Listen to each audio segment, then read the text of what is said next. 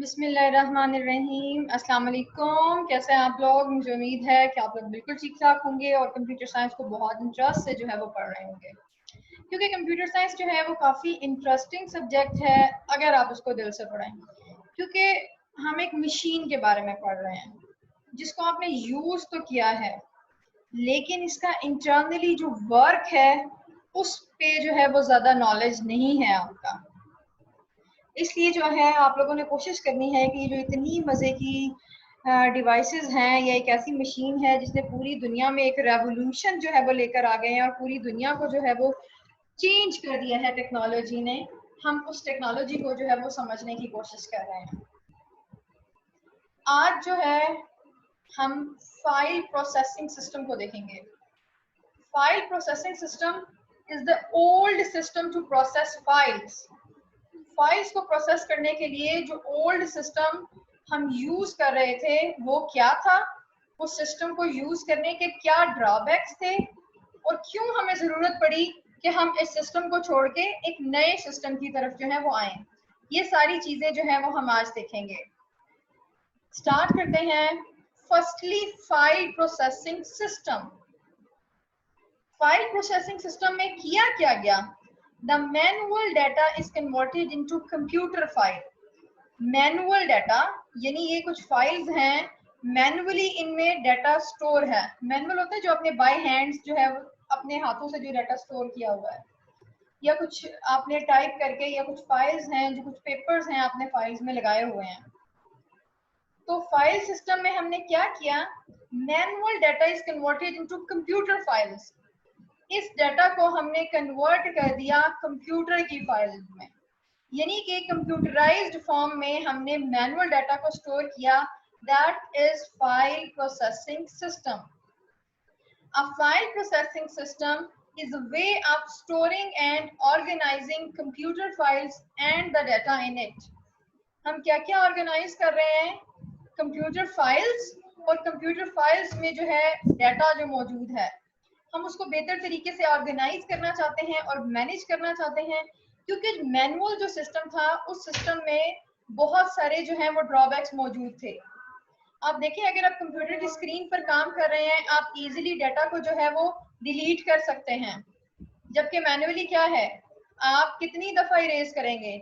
आपका जो पेज जो है वो वेस्ट हो सकता है अगेन एंड अगेन वर्किंग में। लेकिन कंप्यूटर सिस्टम में जो है ये फैसिलिटी मौजूद है कि हम जितनी दफ़ा चाहें अपने डाटा को मॉडिफाई कर सकते हैं। तो फाइल प्रोसेसिंग सिस्टम एक ऐसा सिस्टम था जब मैनुअल डाटा को जो है वो फाइल सिस्टम में चेंज कर दिया गया। File processing system is the first computer based system used to handle files in business. किसी भी बिजनेसमैन ने अपनी फाइल्स को जो है वो बेहतर तरीके से हैंडल करने के लिए कंप्यूटर फाइल्स में कन्वर्ट किया। That is the file processing system. File processing system में क्या था? The number of files depends on the number of department in any organization. किसी भी डिपार्टमेंट में जितने ऑर्गेनाइजेशन हैं, जितने उस ऑर्गेनाइजेशन के डिपार्टमेंट्स हैं, उतनी ही हमें फाइल्स जो है वो मैनेज करनी पड़ेंगी। यानी कोई सेंट्रलाइज जो है वो हमारे पास वे नहीं था। हम अकॉर्डिंग टू डिपार्टमेंट जो है, हर डिपार्टमेंट अपनी अलग अलग फाइल जो है वो मेंटेन कर रहा था। These files are designed according to their applications and they are not related to each other. Her department की जो एप्लीकेशन है, यानी कि हर डिपार्टमेंट का जो काम है उसके अकॉर्डिंगली उसने अपनी फाइल को जो है वो ऑपरेट किया हुआ है, और उसके लिए जो है वो कोई भी सॉफ्टवेयर जो है वो यूज किया जाता है। और ये फाइल्स जो हैं ये एक दूसरे से इंटरलिंक नहीं करती, रिलेट नहीं करती। कैसे इन फाइल्स को मेंटेन किया गया है? कुछ सॉफ्टवेयर हम देखते हैं, जैसे कि MS वर्ड है।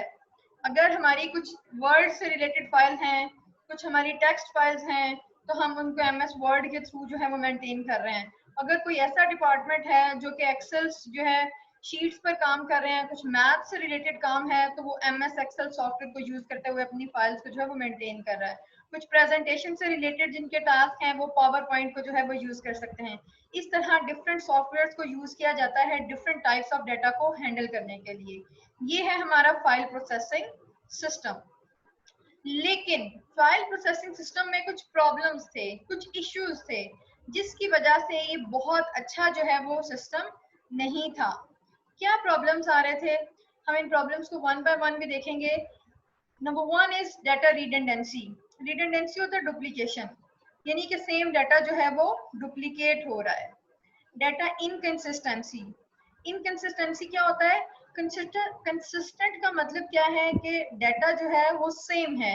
इनकंसिस्टेंसी, इनकंसिस्टेंसी ये हो सकता है कि डाटा एक दूसरे से रिलेट नहीं कर रहा। लाइक एक जगह पे सेम स्टूडेंट का डाटा कुछ और है, दूसरी फाइल्स में वही डाटा कुछ और है। It means that data is inconsistent. एक ही बंदे का डाटा अगर मुख्तलिफ है तो वो डाटा इनकंसिस्टेंसी है। Program data dependency. ये जो फाइल प्रोसेसिंग सिस्टम था, जो हमारा ट्रेडिशनल सिस्टम था, इसमें प्रोग्राम्स जो थे वो डिपेंड कर रहे थे डाटा के ऊपर। Lack of flexibility. ये सिस्टम चेंज को एक्सेप्ट नहीं करता था। अगर कोई नई चीज आ जाती है तो वहीं पर ये सिस्टम क्या है, क्रैश कर जाता है। ये बेहतर तरीके से जो है वो काम नहीं करता। और एक प्रॉब्लम क्या आ रही है, integrity problems. Integrity mean accuracy problems. हम अपने डाटा को एक्यूरेट कैसे रख सकते हैं, जब हम उसके लिए बेहतर तरीके से जो है कुछ रूल्स अप्लाई नहीं कर सकेंगे तो इंटेग्रिटी प्रॉब्लम जो है वो मौजूद रहेगा। Then security problems. किसी भी ऑर्गेनाइजेशंस के लिए ये सबसे इंपॉर्टेंट होता है कि वो अपने डाटा को सिक्योर रखें। सिक्योरिटी के लिए कुछ पासवर्ड्स अप्लाई करें या कुछ रूल्स बनाएं। अगर वो रूल्स नहीं बनेंगे तो वो डाटा सिक्योर नहीं होगा। तो जो हमारा ट्रेडिशनल फाइल प्रोसेसिंग सिस्टम था उसमें सिक्योरिटी के इश्यूज मौजूद थे। ये सारे इश्यूज जो अभी हमने डिस्कस किए हैं, वन बाय वन हम इनको डिटेल में देखते हैं। Number one is data redundancy. Redundancy क्या होता है, duplication. Data redundancy means the duplication of data, यानी कि सेम डाटा जो है वो डुप्लीकेट हो रहा है। एक ही डाटा को हम again and again different files में स्टोर कर रहे हैं। तो कौन सी प्रॉब्लम आ रही है, डाटा रिडंडेंसी प्रॉब्लम आ रही है। That is to store same data at different locations. For example, एक हमारे पास स्टूडेंट फाइल है। स्टूडेंट फाइल में हमने क्या स्टोर किया, स्टूडेंट्स के रोल नंबर है, name, class, address, contact numbers etcetera. अब एक और डिपार्टमेंट है लाइब्रेरी का। अब लाइब्रेरी के डिपार्टमेंट के पास जो फाइल है वहां पे स्टूडेंट्स बुक इशू करवा रहे हैं, वो अगेन क्या स्टोर करेंगे, roll number, name, class, address, contact numbers, book issue, date, यानी कि वही same data again and again हमें स्टोर करना पड़ रहा है। तो हम इसको कहते हैं दैट इज रिडंडेंसी प्रॉब्लम। ये एक अच्छी अप्रोच नहीं है कि एक ही काम को हम बार बार करते जा रहे हैं और उसका कोई फायदा भी नहीं है। जबकि बेहतर क्या होना चाहिए, मेन डाटा जो है वो एक ही दफा स्टोर हो और जो नई नई चीज है वो हर डिपार्टमेंट अगेन एंड अगेन जो है वो उसको स्टोर करे। अच्छा जी, डाटा रिडंडेंसी की वजह से हो क्या रहा है, it takes more storage space. अब जो स्पेस है वो भी ज्यादा यूज हो रही है एंड इट अगर स्टोरेज स्पेस ज्यादा हो रही है तो it means that storage cost भी बढ़ रही है, स्टोरेज टाइम भी जो है वो ज्यादा आ रहा है। तो सिर्फ एक डुप्लीकेशन की वजह से इतने सारे इश्यूज जो है वो फाइल प्रोसेसिंग सिस्टम में मौजूद हैं।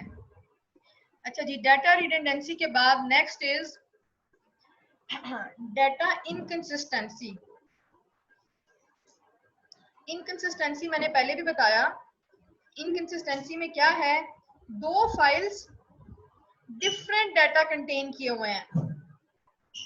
दो फाइल्स हैं दो डिपार्टमेंट्स में, लेकिन उसमें जो डाटा है वो डिफरेंट है।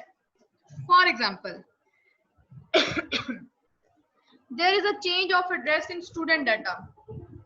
एक स्टूडेंट का एड्रेस जो है वो चेंज हुआ। It may change in student table but remains the same in library file. Student table में तो वो एड्रेस चेंज हो गया, लेकिन लाइब्रेरी की फाइल में क्या है, सेम रहा। वहां पे हो सकता है उसको चेंज करना भूल गई हूँ, या फिर उस टाइम बोला हो कि हम बाद में चेंज कर लेंगे और बाद में चेंज ना हुआ हो। अब क्या है, डाटा इनकंसिस्टेंट हो गया। कुछ टाइम के बाद हम डाटा को देखेंगे तो हम ये नहीं देख पाएंगे कि which is the real one, accurate address कौन सा है। दो जगह पे सेम स्टूडेंट का डाटा डिफरेंट है, इट इज डाटा इनकंसिस्टेंसी। पहले क्या हमने देखा, डेटा रिडंडेंसी, जिसमें हम डुप्लीकेशन कर रहे थे। अब क्या हो रहा है, डुप्लीकेशन की ही वजह से क्या आ रहा है, इनकंसिस्टेंसी आ रही है। अगर एक चेंज है तो वो सब जगह चेंज करना मस्ट है। Next is program data dependency. Programs क्या होते हैं, हमने पहले भी पढ़े हुए हैं। The set of instructions used to solve any problem is called a program, या फिर किसी भी सॉफ्टवेयर को रन करने के लिए जो इंस्ट्रक्शंस यूज कर रहे हैं उन्हें हम क्या कहते हैं, प्रोग्राम। प्रोग्राम जो है वो डेटा पे डिपेंड कर रहे हैं। Program data dependency is program depends on data. क्या था फाइल प्रोसेसिंग सिस्टम में, programs are developed according to data. Program बनाए जाते थे डेटा के अकॉर्डिंगली, यानी जिस तरह का डेटा स्टोर करना है उसी तरह के प्रोग्राम्स जो हैं वो डेवलप किए जाते थे। और अगर कोई भी चेंज आए, the whole program should be changed as well. This is called program data dependency. program data dependency क्या है, एक प्रोग्राम है और एक डेटा है। अगर डेटा चेंज होता है तो हमें क्या करना पड़ेगा, प्रोग्राम भी चेंज करना पड़ेगा। इसकी एग्जांपल हम इस तरह से देखते हैं, if there is a change in length of postal codes, जो हमारे जो पोस्टल कोड्स होते हैं डिफरेंट सिटीज के, अगर उनकी लेंथ चेंज हो जाती है तो वो प्रोग्राम जो इस पोस्टल कोड को डील कर रहा है उस पूरे प्रोग्राम को हमें दोबारा से राइट करना पड़ेगा, पूरा प्रोग्राम चेंज करना पड़ेगा। द कॉस्ट इज इंक्रीज, इस तरह से कॉस्ट क्या है, बढ़ जाएगी। और डेटा और फाइल्स में जो रिलेशनशिप है मेंटेन करने के लिए, वो भी मेंटेन हम नहीं रख पाएंगे, क्योंकि डेटा डिपेंडेंसी की वजह से हम चेंज को जो है वो एक्सेप्ट नहीं कर सकते, हम चेंज को वेलकम नहीं करते। अगर हमारे डाटा में कोई भी, देखिए हम किसी ऑर्गेनाइजेशन की बात कर रहे हैं, डिफरेंट कंपनीज हैं, ऑर्गेनाइजेशंस हैं, उनके सिनेरियोज चेंज होते रहते हैं ना। ऐसे तो नहीं होता कि उनकी कस्टमर्स चेंज हो सकते हैं, उनकी वैल्यूज चेंज हो सकती हैं, उनकी रेंजेस चेंज हो सकती हैं, कोई भी चेंज आ सकता है। तो उस सारी सिचुएशन में उस ऑर्गेनाइजेशन को क्या करना पड़ेगा, अपना पूरा सॉफ्टवेयर जो है वो चेंज करना पड़ेगा। This is called programme data dependency. First क्या प्रॉब्लम हमने देखी, डाटा रिडंडेंसी, जो डुप्लीकेशन थी। फिर हमने देखा डुप्लीकेशन की ही वजह से डाटा इनकंसिस्टेंसी आ रही थी। फिर हमने देखा कि हमारे डाटा जो थे वो प्रोग्राम डाटा पे डिपेंड कर रहे थे, जिससे भी प्रॉब्लम आ रही थी। Then lack of flexibility. Flexibility होता है चेंज को एक्सेप्ट करना, अगर कुछ चेंज हो जाए तो उसको भी जो है वो आसानी से किया जा सके। लेकिन जो हमारे ट्रेडिशनल फाइल प्रोसेसिंग सिस्टम है उसमें फ्लेक्सिबिलिटी नहीं है। This is not very flexible system. It works best in routine task. जो नॉर्मल टास्क हैं वो तो बहुत अच्छे से होते जाएंगे, लेकिन it takes lot of time to gather data from different files and perform the desired action. लेकिन क्या है, रूटीन टास्क बेहतर हो रहे हैं, लेकिन अगर कोई भी न्यू टास्क करना है, कोई भी हम एक डिजायर्ड एक्शन परफॉर्म करना चाहते हैं, तो बहुत ज्यादा टाइम लगता है डिफरेंट जगह से डाटा को कलेक्ट करने में और एक्शंस जो है उसको परफॉर्म करने में। और मोस्टली क्या होता है कि अगर कुछ भी जो है रूटीन से हटके कोई भी टास्क मिलता है तो हमारा सिस्टम क्रैश कर जाता है। It is called lack of flexibility, यानी कि हम चेंज जो है उसके लिए ये सिस्टम फिजिबल नहीं है। Then integrity problems. इंटेग्रिटी का इशू भी जो है वो इसमें आ रहा है। What is integrity? Integrity means reliability and accuracy of data.